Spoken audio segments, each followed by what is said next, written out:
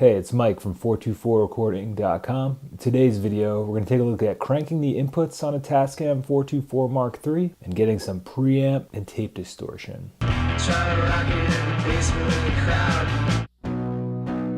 This is what the trim knob sounds like all the way up on channel 1. Normally you wouldn't have it up that high.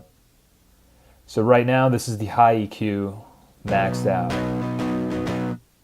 You can hear that top fizz coming in a little bit, which sounds pretty cool. Alright, so now this is with the high EQ backed off to min. As you can see, it's kind of more of a normal sounding guitar.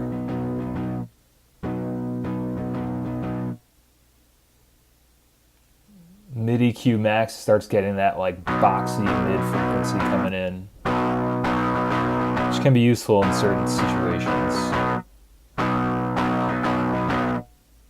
Back to min. Again, this could be a cool sound for like an intro of a song or an outro or just something to fill a song out a little bit. Yeah, one thing to note on the next one coming up is that the low EQ gets this bass fuzz in there, but take a look at the meters really quick. See how it's going all the way over to 4?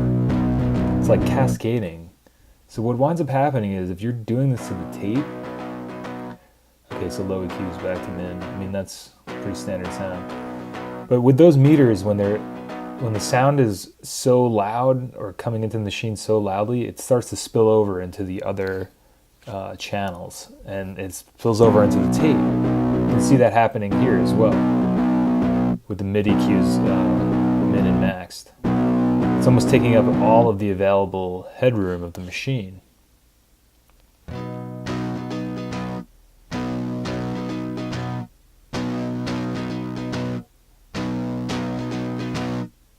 That's a pretty good sound. I don't know, I like that. It's kind of crappy in a good way.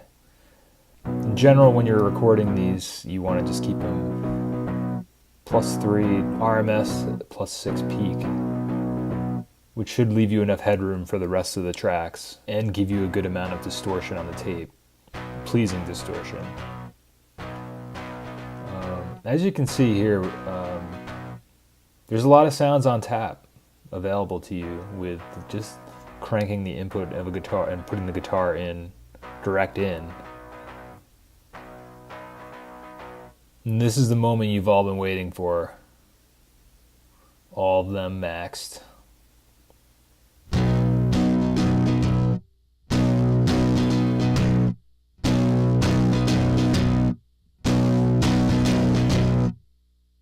The big thing to take note of is the low EQ meters. When the low EQ was maxed out, you can see that the meters are all getting clipped. And it's as if the sound is cascading into each channel.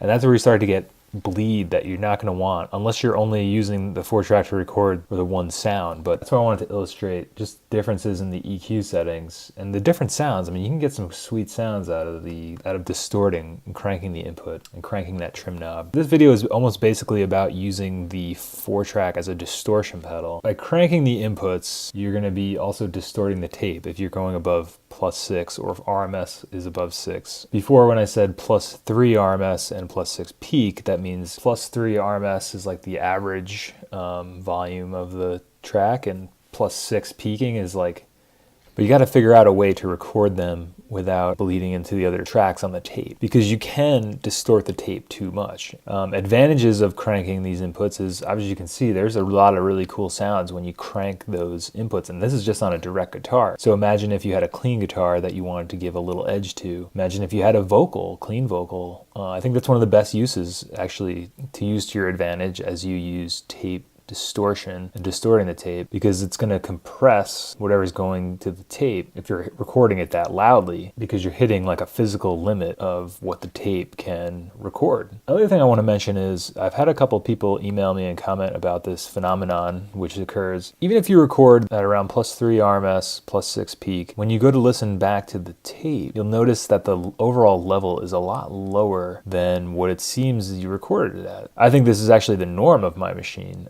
and I've just learned to kind of make the adjustments necessary to live with it. And I was wondering if it was my machine, or I think it's actually the tapes that I use from NAC, because they have a +4 output. This seems to translate to a lower level recorded to the tape, and that's a good thing, meaning you can record things hotter before running out of headroom. I haven't had a chance to test out this hypothesis. It's definitely a idea for another video I gotta do, but that's what I think it is, but I could be wrong. If you've had any sort of similar outcome with your recording, let us know. I'm curious. One other quick tip with cranking the input for especially acoustic guitar, if you're a fan of Neutral Milk Hotel, or the band Level Up. I'm pretty sure Level Up on their latest record, I think the song Hidden Driver, I think that's what they use for the sound, is like an acoustic guitar directed into a 4-track preamp. It sounds like too close to that to not be that, but if anybody knows that band or listening or knows how they recorded that, I'd be curious to know. But also early Neutral Milk Hotel stuff that was recorded to cassette, On Avery Island and the Airplane on the Sea. I think even On Avery Island stuff. You can hear that like some of the stuff's done on a 4-track,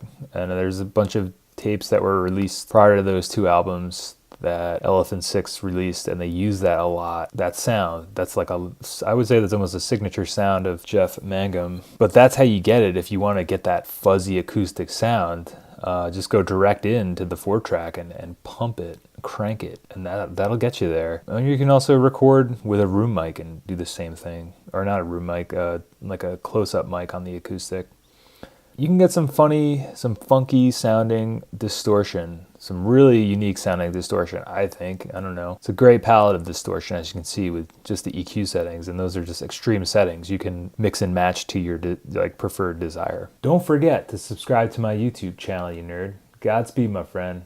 All right, I'm going to get back to work. I'll see you guys out there.